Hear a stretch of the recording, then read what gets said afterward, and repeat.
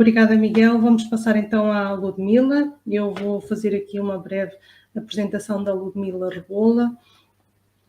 E a Ludmila é natural do Alentejo, é mãe de 3 filhotes e é licenciada em Assessoria de Administração e pós-graduada em Contabilidade e Finanças. É empreendedora e tem um negócio online que neste momento está bastante direcionada para o trabalho remoto, que devido aqui à situação dos últimos meses teve um impacto e também aqui uma projeção completamente diferente. Começou-se a ouvir falar muito mais do trabalho remoto.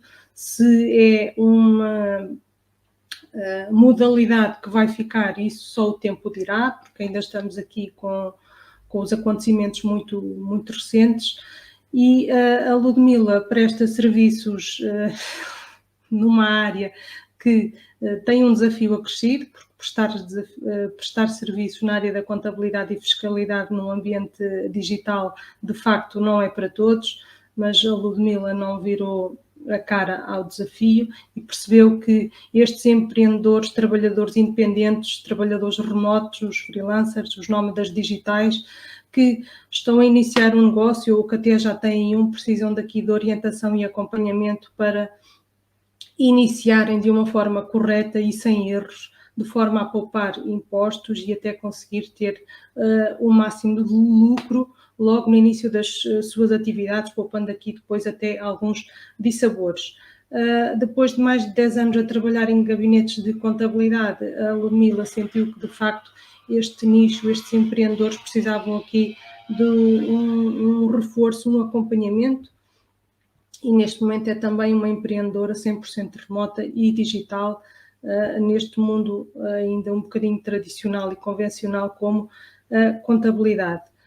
Os serviços da Ludmila vão muito para além da parte operacional e ela tenta que as pessoas se encontrem o menos possível perdidas, sem norte e principalmente numa área tão importante para as empresas e significativa como são as finanças. Os métodos e as ferramentas que a Ludmila utiliza têm permitido, de facto, apurar os maiores erros que as pessoas cometem, fazer chamadas de atenção e atuar a tempo. E é desta experiência e deste conhecimento que a Ludmila se socorre para poder apoiar os empreendedores da melhor forma. E eu vou passar a palavra à Ludmila. Se cometi aqui alguma argolada, peço que me corrija, por favor. Olá, Margarida. Já estou online, não estou? Está tudo ok, não está? Aqui com o meu som. Está-me a ouvir? Sim, perfeito. Pode avançar. Muito boa tarde a todos, antes de mais. Obrigada pelo vosso convite. Sim, eu não teria feito melhor, portanto foi uma excelente apresentação, não preciso de dizer mais nada sobre mim, portanto até ultrapasso já o primeiro slide desta minha apresentação, que é só para nos acompanharmos, portanto não vai ser necessário mais apresentação porque foi muito bem feita. E pegando naquilo que o colega atrás referiu, realmente a visão de 360 de negócios online, sejam eles online ou não, que essa visão de 360 graus deixa um espaço para a contabilidade. Tem mesmo que ser. Portanto, podemos começar tudo de várias maneiras, mas nada como começar as coisas da maneira mais correta e, por vezes, a mais simples. E é a mais simples que eu venho aqui falar hoje convosco e passar esta minha experiência. E de facto, aquilo que venho falar é um puzzle. Portanto, por alguma razão, aqui no meu cowork eu tenho puzzles destes para desmistificar. E sim, a contabilidade é um puzzle, sem dúvida nenhuma.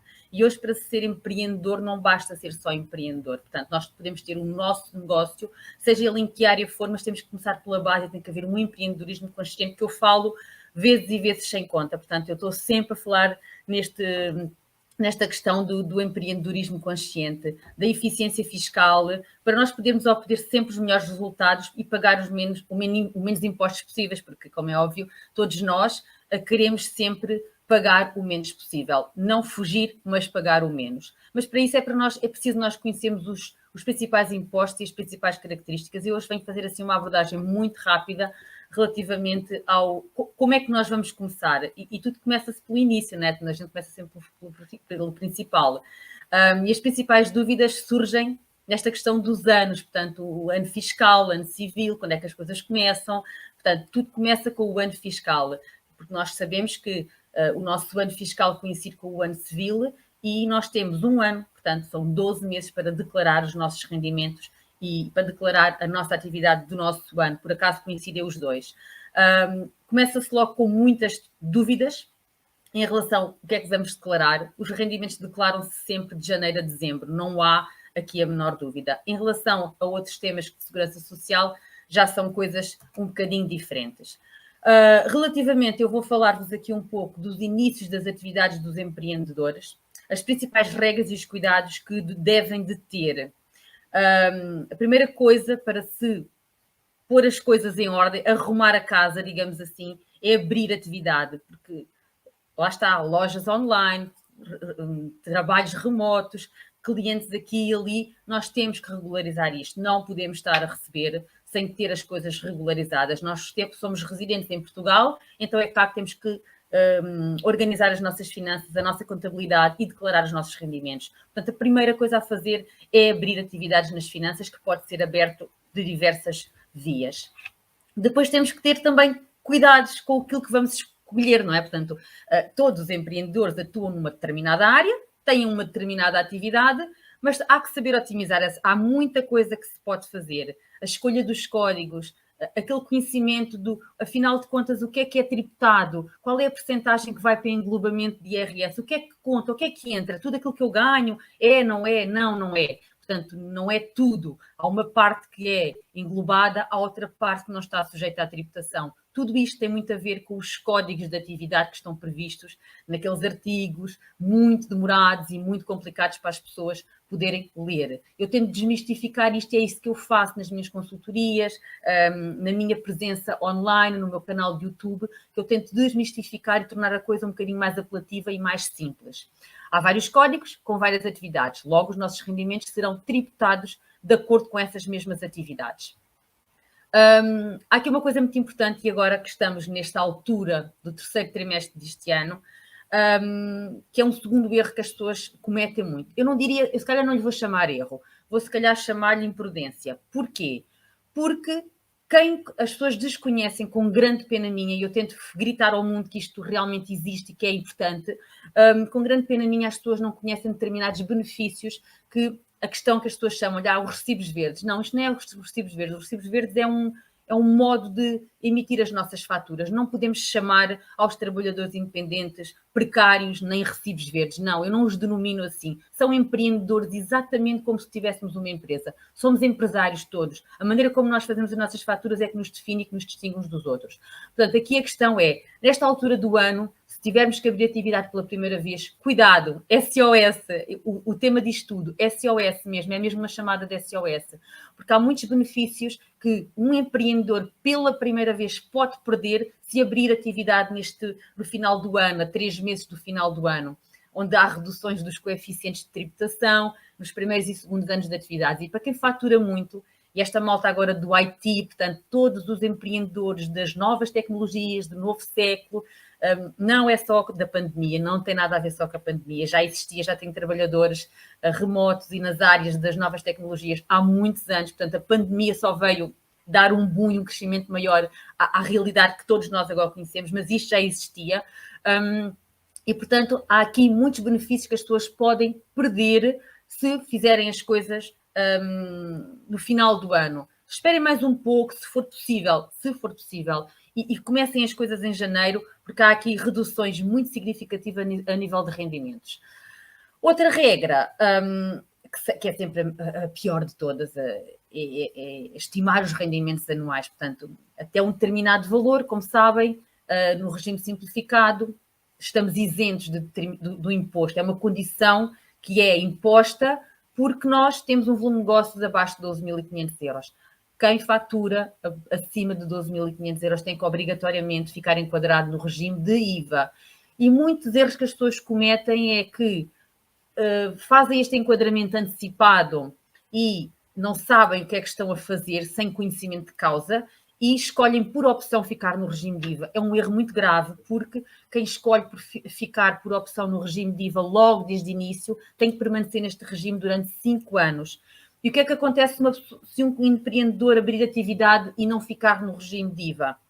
Pode ultrapassar nesse ano e no ano seguinte fica enquadrado no regime de IVA, mas imaginemos que está durante um ano que não fatura mais de 12.500 euros. No ano seguinte pode voltar outra vez ao regime de isenção. E quando o empreendedor abre atividade sem conhecimento de causa, sem saber os piscos que está a colocar, pode, por lapso e por desconhecimento, clicar onde não deve e arranjar aqui um problema. Portanto, consegue-se resolver, mas muitas das vezes dá muito, é pior emenda que o soneto, não é? Portanto, dá muito trabalho, não é? Portanto, resumindo, há aqui diferenças que os empreendedores também não sabem e devem saber, devem ter esta consciência. Qual é a diferença entre o regime simplificado e o regime de contabilidade organizada? Estas são 2 perguntas que eu sou constantemente abordada diariamente, todos os dias. Portanto, o que é que compensa estar num lado, estar no outro? Quais são as diferenças entre uns e outros? Portanto, as diferenças estão aqui, não as vou dizer todas porque são muitas. Depois vocês podem disponibilizar o PDF para poderem consultar, mas de facto nem sempre é compensatório ficarmos no regime de contabilidade organizada. Às vezes mais vale estarmos ali 2 anos no regime simplificado e usufruir de todas aqueles benefícios que inicialmente nós temos, e depois então quando se justificar, às vezes não tem a ver com o volume de negócios, mas sim com as despesas que a gente tem. E 95%, e já estou a dizer 95%, já é assim um valor generoso, dos meus clientes não têm despesas. São trabalhadores remotos, trabalham atrás de um computador exatamente como eu, gastam muito poucas coisas, portanto, praticamente não têm despesas, portanto, muitas das vezes não é compensatório nem ter uma empresa, nem ter um sistema de contabilidade organizada. Erros mais comuns.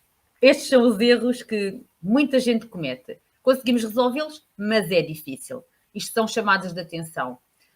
Iniciar atividade sem ter conhecimentos para o fazer. Não têm que fazer como profissional. Podem ir às finanças, podem tentar ligar para a linha de atendimento telefónico, podem ter sorte de encontrar um funcionário simpático. Eu tenho sorte às vezes, outros dias não tenho, depende de quem nos atende.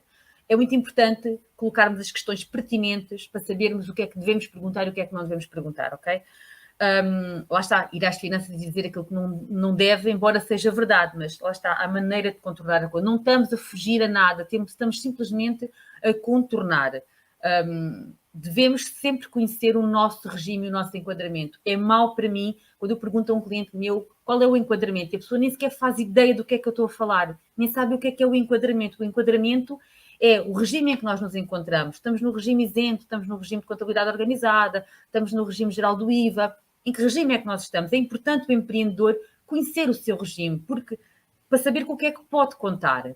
Também é muito importante o empreendedor saber quando é que está isento de algum dos impostos, seja IVA, seja IRS.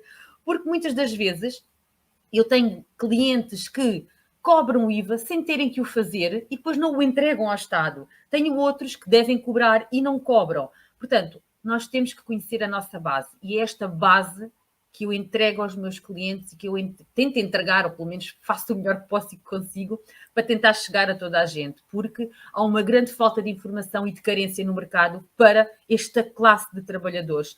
Porque os contabilistas, eu lamento dizer isto, mas é verdade, acho que dão mais preferência a empresas, não é? E é aquela avença mensal e é contabilizar clientes. E depois estas pessoas que não são obrigadas a ter contabilista certificado porque estão num regime simplificado, não têm acompanhamento. Há muita informação, é verdade que a internet está cheia de informação, mas às vezes a informação baralha as pessoas. Uns dizem uma coisa, outros dizem outra, mas também não adianta muito de ter toda a informação se depois não conseguimos tirar o proveito dessa informação. O mesmo acontece em relação à retenção na fonte, muitas deles não sabem se sabem cobrar, se não cobram. Preencher recibos verdes e faturas é um filme, porque se faturamos para Portugal tudo bem, mas se vem um cliente da China ou do Japão ou da Austrália ou dos Estados Unidos já é um problema. Portanto, as coisas são simples, têm que ser explicadas. A declaração periódica do IVA também é um problema. Não faturam nada, não entregam, têm que entregar, nem que seja a zeros. É a mesma coisa que o IRS. Não faturamos nada durante o ano inteiro, mas temos que entregar o IRS, nem que seja a zeros. Muita gente nem faz ideia o que é a declaração recapitulativa, nem para que é que serve, não sabe o que é o viés, não sabe porque é que o têm que fazer. As declarações da trimestral à Segurança Social, que é uma coisa também, digamos que simples, também acontece muitos erros e há muita coisa que as pessoas desconhecem. Depois, a nível de faturas, é que as pessoas têm a mania que temos o e-fatura, portanto, vamos deitar tudo fora. Não, malta, não pode ser assim. Eu estou sempre a dizer, não pode. Temos que guardar os documentos. É uma chatice, é uma treta, é verdade, é uma grande porcaria. Mas não há volta a dar. Temos que guardar. Principalmente documentos para IVA e determinados documentos de IRS, nós temos que guardar. Digitalizamos, metemos numa pastinha, não custa nada, metemos numa gaveta, guardamos ou entregamos à pessoa que nos faz a contabilidade. É sempre importante ter os documentos, porque eu não posso contabilizar documentos sem os ter, portanto, sem os estar a ver, porque há determinados critérios que nós precisamos de ter e de validar para podermos deduzir o IVA, por exemplo, e ver se a fatura é válida para nós. E depois é também não poupar para pagar os impostos. Devemos ter sempre uma percepção de uma estimativa de imposto a pagar para guardarmos esse dinheiro, porque senão depois no final do ano vamos ser apanhados desprevenidos. Estes também são, já disse muitos deles, não é? É basicamente mais um resumo dos deveres dos trabalhadores independentes. Declarar o início da atividade, escolher o regime, pagar as contribuições à Segurança Social, fazer retenção na fonte quando é devida, pagar o IVA, entregar o IRS e entregar também uma declaração de alterações de atividade, quando assim seja necessário e quando algo mudar na atividade dos trabalhadores. Todas estas declarações são feitas online. Tudo. Vocês não precisam de ir ao serviço fazer nada disto. Tudo isto é feito online. Relativamente à Segurança Social, também é um grande tabu, mas eu acho que agora as coisas estão a começar a melhorar. Desde 2019 as coisas mudaram. Os trabalhadores independentes e os empreendedores já começaram a entrar no ritmo das obrigações. Quando é que são, o que é que se tem que fazer, qual é a taxa, como é que as contas são feitas. Mas pronto, continua também a haver problemas em relação a isto. Os valores, como é que as contas são feitas, se reduzimos, se não reduzimos. Tudo isto são muito chamadas de SOS para as pessoas terem atenção. A nível de IRS, quais são as dicas que eu vos quero aqui deixar? É que a pressa é inimiga da perfeição, mas os atrasos também são. E isto não é só para o IRS, é para tudo. Tudo aquilo que a gente faz à pressa muitas das vezes não traz bom resultado. Portanto, é melhor fazermos as coisas com calma. Se não soubermos, vamos perguntar e vamos procurar a informação em algum lado ou em alguém. É importante fazermos as coisas com calma e com tempo.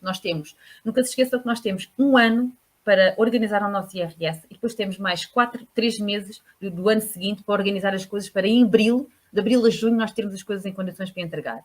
Não é depois, na altura do IRS, que vamos andar à procura de faturas, de senhas, de registros, de alterações, etc. Não. Temos muito tempo para fazer isso, portanto, convém fazê-lo com calma. Temos que validar as faturas no portal das finanças e temos que o fazer bem, porque em muitos casos é muito importante, para quem fatura mais de um determinado valor, é muito importante fazer isto como deve ser. Devemos pedir faturas com o nosso número de contribuinte, organizar as faturas dos nossos dependentes, as senhas, o IRS também automático, devemos sempre confirmar na altura da submissão se bate certo com o manual ou não, para ver se não é compensatório escolhermos algumas opções. Eu apelo sempre para consignarmos o IRS, uma parte, a associações da vossa escolha, que estão sempre disponíveis todos os anos no portal das finanças. E devemos também confirmar o número da nossa conta bancária, porque caso nós tenhamos fechado uma conta, não recebemos o reembolso, ok? Para pagar, a conta chega sempre a casa. Para receber é que a coisa depois é complicada. Uma chave para o sucesso. O que é uma chave para o sucesso? Isto não há fórmulas secretas, mas eu tenho a minha, portanto, tenho as minhas artimanhas, chamemos-lhe assim. E para mim, neste momento, com o meu core e com o meu background e com os objetivos que eu tenho para o mercado, para os meus clientes e para o nicho que eu atuo, para mim é mais barato fidelizar clientes do que captar novos clientes. Não tenho muito interesse, podem-lhe chamar falta de ambição, não é? É cautela. Eu valorizo muito a proximidade com os meus clientes e a atenção que lhes dou. Portanto, preciso de poucos e ter um acompanhamento personalizado e eficiente do que ter muitos e não conseguir acompanhar. E o meu foco não é a quantidade, é a qualidade. Por isso, hoje em dia, o valor dos profissionais, seja eles na minha área, seja ele numa outra área qualquer, está na proximidade com o cliente e naquilo que nós entregamos ao cliente. E exatamente como é feito em marketing, é a nossa abordagem, é a maneira como a gente se posiciona. Por isso, a minha missão e o meu foco neste momento é poder transmitir que o trabalho de contabilidade não é só um trabalho, não é só um trabalho de contabilidade operacional. Eu tenho que definir, eu tento sempre todos os dias definir a minha missão, quais são os meus valores. E os meus valores assentam muito na paixão que eu dedico por isto, na minha dedicação, no meu cuidado, na minha seriedade e na confiança que os clientes depositam em mim. Portanto, como é que nós nos posicionamos com o nosso cliente? Isto é exatamente como os produtos e como o marketing. Portanto, a gente temos que ter cuidado ao posicionarmos. Como é que a gente fala com os nossos clientes? Como é que a gente aborda? Como é que a gente desmistifica isto? Porque estas coisas não são complicadas, são chatas, é verdade, mas nós podemos dar um ar de sua graça a isto. Portanto, este atendimento profissional convém que haja uma proximidade e que como é que nós transmitimos estes conteúdos todos aos nossos clientes e que relação é que nós temos com esses clientes. E este conjunto de ações todas que eu pratico ao longo do meu dia e que vão chegando chamadas de atenção e pedidos de ajuda por todas as vias que eu atuo, porque eu estou presente em todas as redes sociais e não há uma que eu diga que estou mais presente do que outra. Portanto, todas elas servem de instrumentos de trabalho para mim. Eu quero que as pessoas me vejam como não... Aliás, eu não quero ter, e nem tenho presunção com isso, porque graças a Deus já vai havendo pessoas na minha área que vão fazendo também um ótimo trabalho, e ainda bem, oxalá aparecer ser mais, porque acho que não encaro isto como uma concorrência, mas como uma ajuda no mercado que é muito precisa, e eu fico sempre muito feliz quando vejo alguém da minha área atuar e estar presente online, porque faz de nós mestres em vender despreocupação. E é aí que é assim que eu quero que as pessoas olhem para mim, em saberem que, ao falarem comigo e ao ter uma sessão comigo, ou eu prestar um serviço, eu não estou só a vender o serviço, eu também estou a vender a despreocupação. Portanto, somos como se fôssemos uns agentes do sossego, e é assim que eu quero que as pessoas olhem para mim, e felizmente eu consigo chegar a muitos, não consigo chegar a todos, infelizmente, porque sou só uma, mas de facto tento dar sempre o meu melhor para desmistificar estes problemas que de facto são complexos. E pronto, e tinha muito para contar, mas o tempo é pouco. Eu tentei acelerar o máximo e cortar muita coisa, porque é completamente impossível. Eu fico sempre muito aflita quando me dizem tens 20 minutos para falar. Pronto, tenho sempre que acelerar muito, porque é mesmo uma área complicada de explicar e é preciso tempo. E tempo é aquilo que nós não temos agora, mas pronto, foi a minha intervenção. Espero que tenham gostado, e se tiverem questões estou disponível para responder. Obrigada, Margarida. Muito obrigada, Ludmila. Margarida, já agora, se quiseres. Sim, eu ia agradecer à Ludmila e ia dizer que nós dizemos sempre que os números não mentem, e se alguém tinha dúvidas que os números podiam ser interessantes, acho que a Ludmila acabou de desmistificar isso, porque nota-se o entusiasmo que ela coloca no trabalho que faz, e deixa aqui a nota que não é só para a Ludmila, mas para todos os empreendedores, que é mais barato fidelizar os clientes que já existem do que angariar novos. E por isso a atenção com o cliente, independentemente do trabalho que se faça, do serviço, do produto que se esteja a vender, é muito importante. E como o Miguel já disse várias vezes, hoje não disse, mas digo eu agora, e provavelmente encontrou essa informação nas apresentações que ele já fez connosco, as vendas começam no momento da transação, e o acompanhamento do pós, seja do pós-venda do serviço ou do produto, é muito importante. O atendimento, o estar disponível, como o Miguel disse, em tempo real, e como a Ludmila mostrou que está disponível em todas as plataformas e que são pontos de contacto e de trabalho, é muito importante as pessoas de facto sentirem que podem não só ter uma resposta, como confiar na resposta que vem do outro lado e na disponibilidade do profissional que está a fazer a assessoria, digamos assim, da informação que está a passar e a transmitir. Muito obrigada, Ludmila. Foi uma apresentação entusiasta e, de facto, isto é um mundo que não dá para resumir em 20 minutos, mas acho que ficou aqui bem explanado e bem explícita a importância que as questões da contabilidade e da fiscalidade representam, quer as empresas sejam grandes, quer haja empreendedores em nome individual a trabalhar. Ana?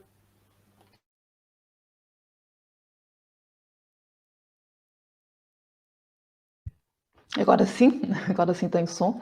Obrigada, de facto, Ludmila, aqui por esta desconstrução, não é? E descomplicação destes temas que, de facto, os nossos empreendedores e empresários tendem a fugir a sete pés. Tem sido também aqui uma batalha da academia desmistificar, de alguma forma, e desconstruir estes temas das finanças e da contabilidade. Portanto, acredito que temos aqui uma parceria de futuro para juntos conseguirmos, de facto, levar que os nossos empreendedores olhem com outros olhos e conseguirmos ter aqui, de facto, empresas de sucesso, porque, de facto, sem os números, sem o controle, sem esta parte da contabilidade e das finanças ser levada, de facto, muito a sério, condiciona de grande forma, muitas vezes também, esta alavancagem dos negócios. Apesar do excelente trabalho que contabilistas, como a Ludmila e outros colegas, fazem, obviamente, a ajudar e a assessorar todo este trabalho.